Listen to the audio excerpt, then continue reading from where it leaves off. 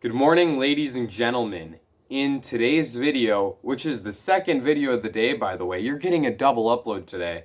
I'm going to be discussing last night's game between the Utah Jazz and the New Orleans Pelicans. However, before I get too far into it, I would like to remind you all to leave a like and subscribe. I've been appreciating all the support that I've been receiving lately, and I hope to see that continue.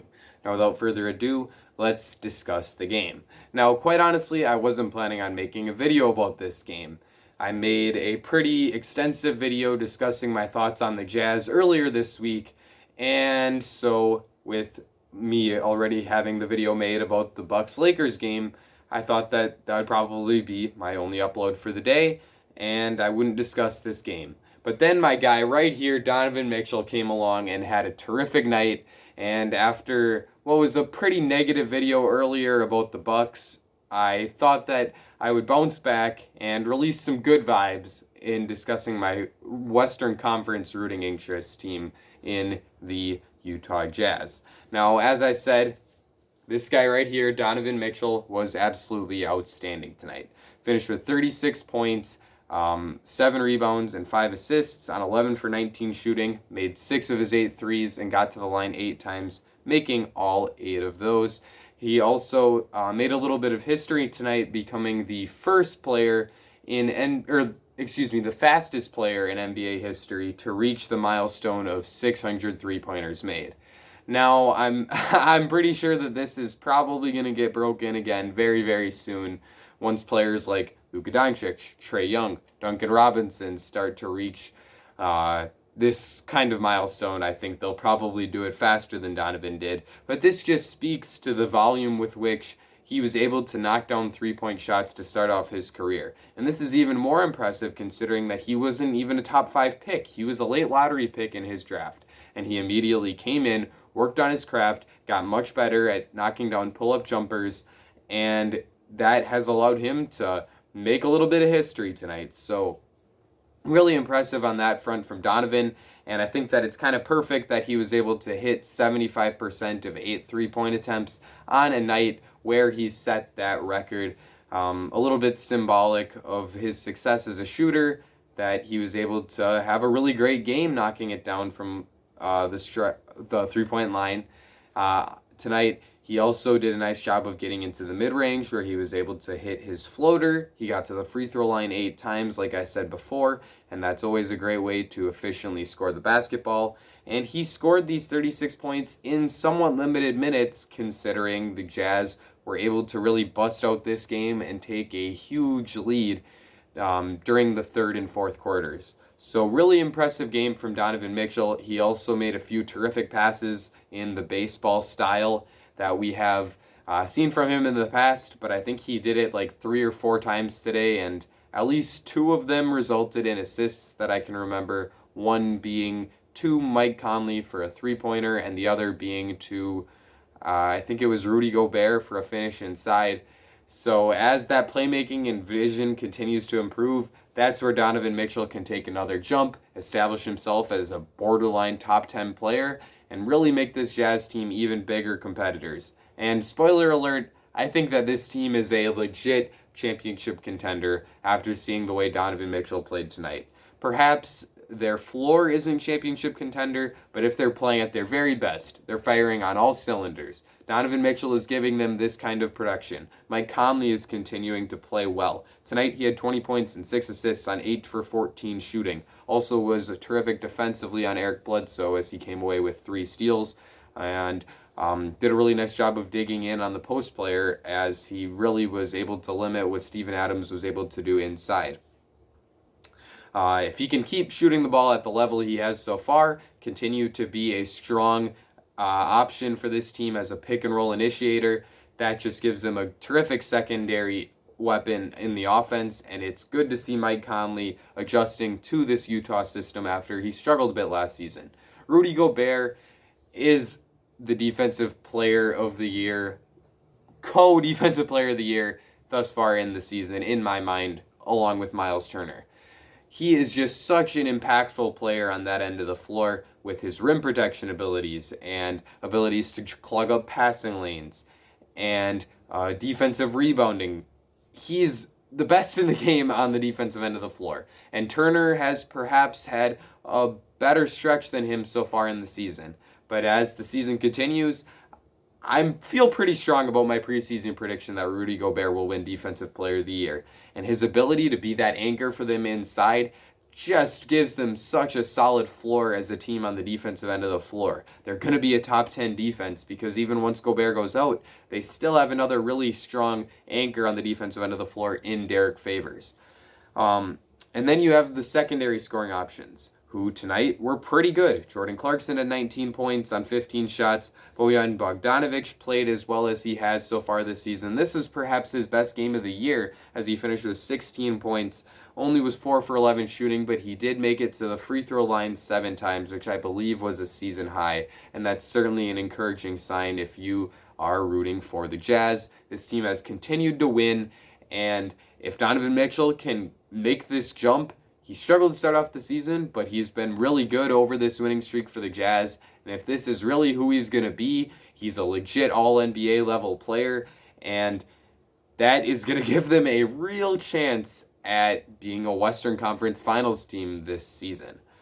More than anything, though, I kind of wanted to touch on the Pelicans in this game because when I discussed the game between these two teams on Tuesday night, I guess Wednesday morning the video came out, I didn't really say too much about the Pelicans. I was mostly focused on the Jazz. So I think that it's worth saying that Zion has been very, very good on the offensive end of the floor. Tonight had 27 points on 9 for 14 shooting and made 8 of his 10 free throws. Also made a three-pointer throughout the season. He's been scoring inside at that super high level, but I don't know how it's possible for someone to put up a stat line like that. 27 points on 14 shots. That is ridiculously efficient offensive scoring, and yet still be such a net negative throughout the game because he doesn't grab defensive rebounds. He doesn't play good defense. Oh man, he doesn't play good defense. Today, pick and roll coverage. There was one where he was guarding Donovan Mitchell, goes under the screen. Boneheaded play. Donovan rises up, knocks down a three in his, well, I guess it's not even in his face because he was nowhere to be seen after going under the screen. You see what I did there? Nice little rhyme. There was another play where he was switched onto Mike Conley in a pick and roll, and he was guarding Mike, and then after a few seconds, he just kind of ran away. I don't know if somebody else switched back and then didn't switch back, so perhaps it wasn't his fault, but it certainly to the viewer looked like it was on Zion, and Conley ended up getting a wide open three that he knocked down. So even though he's this great offensively, I don't think that there's a debate for Zion to be an all-star this year because of how bad the defensive stuff has been. And that kind of can go for the other guy who is a potential all-star on this team in Brandon Ingram. Ingram had 23 points on 8 for 14 shooting. Once again, very efficient scoring. But a lot of that came in the first quarter. He put up 16 points in that first quarter, and then from there really struggled to manufacture any sort of offense. A little bit getting back to the Jazz. I know I said I was going to talk about the Pelicans, but I feel that it's worth pointing this out. Royce O'Neal is one of the most underrated role players in the entire NBA. Night in and night out, he does so much for this Jazz team, taking on the most difficult matchup on the perimeter, and it seems like he gets no national recognition. He's also a shooter in the high 30s from the three-point line, and someone that can genuinely help a team win at the highest of levels, and nobody ever talks about Royce O'Neal. Utah, you guys know you have a good one, and Royce O'Neal is going to help you win. So just keep rooting for this guy and pray that he doesn't receive that national attention, because once he does, well, I'm sure the front offices know that he's great and would be looking to lure him away once he becomes a free agent, although I do think he's on a long-term deal. Getting back to the Pelicans, got a little sidetracked. Ingram just kind of fell apart in the latter half of the game. He wasn't looking for a shot as much, and that led to the New Orleans offense cratering, as I think they only put up like 42-ish points in the second half. I think they finished at 112. Maybe it was 115, so 45. And after a 70-point first half where Ingram was really aggressive and looking for his own shot, looking to score, that's really disappointing. So They need him to be that focal point of the offense, and when he's not going at a high level, well, that really hurts how good they can really be. This roster just doesn't make sense. Watching them play, you have Eric Bledsoe, who just seems to disappear for stretches of time, and then he comes back, and you're like, oh yeah, this guy's on this team. But that usually just happens when he takes an onslaught of mid-range jumpers that never go in. You have Lonzo Ball, who's doing all kinds of shot creation stuff on the perimeter. None of it seems to be going very far, and he ends up missing a lot of jump shots. Steven Adams is just plugging up the paint, which really limits how effective Brandon Ingram can be as a driver, which is an area where he's always been terrific. His slashing and shots at the rim have gone way down this season, and that has made him worse in my mind. People always talk about the Adams fit being bad with Zion, but it's pretty bad with Ingram as well. This roster just doesn't make sense to me. I love Nickeil Alexander-Walker, and I think that perhaps he could be a solution in the starting lineup as another player who can score it. But there's a long way to go here. David Griffin really messed up in putting together this roster. He really failed in making it coherent and make sense.